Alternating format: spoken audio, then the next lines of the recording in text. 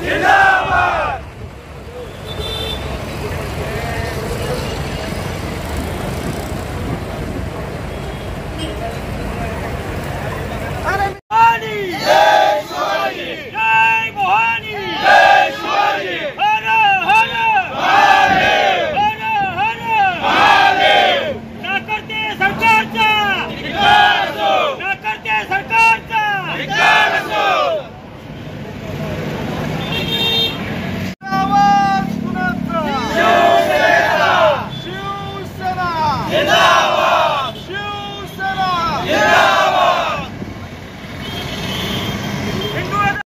नुकतंच सातारा जिल्ह्यामध्ये या भूमीतली भूमिपुत्र सन्माननीय महाराष्ट्राचे मुख्यमंत्री शिंदे साहेब आणि त्यांच्या जोडीला भारतीय जनता पार्टीचे उपमुख्यमंत्री देवेंद्र फडणवीस या लोकांनी सातारा शहराच्या ठिकाणी जिल्ह्याचा महिलांचा एक मेळावा घेतला होता। आता हा मेळावा का घेतला, कशासाठी घेतला हे जग जाहीर आहे, परंतु हा मेळावा घेताना या लोकांनी एसटी महामंडळाच्या 400 पेक्षा जास्त गाड्या ताब्यात घेतल्या होत्या प्रशासनानं। आता या गाड्या का ताब्यात घेतल्या तर त्या महिलांना कार्यक्रमाच्या स्थळी आणण्यासाठीचा हा कार्यक्रम यांनी आखला होता।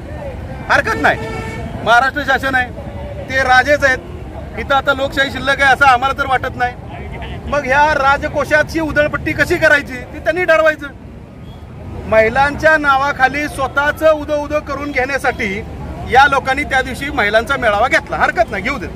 पण त्या दिवशी अचानक सातारा जिल्ह्यातल्या 400 बसेस या लोकांनी हायर केल्या, 400 पेक्षा जास्त बसेस। आणि 400 पेक्षा जास्त बसेसचा अर्थ असा होतो की एका दिवसाच्या यांनी 2000 पेक्षा जास्त फेऱ्या न सांगता रद्द केल्या।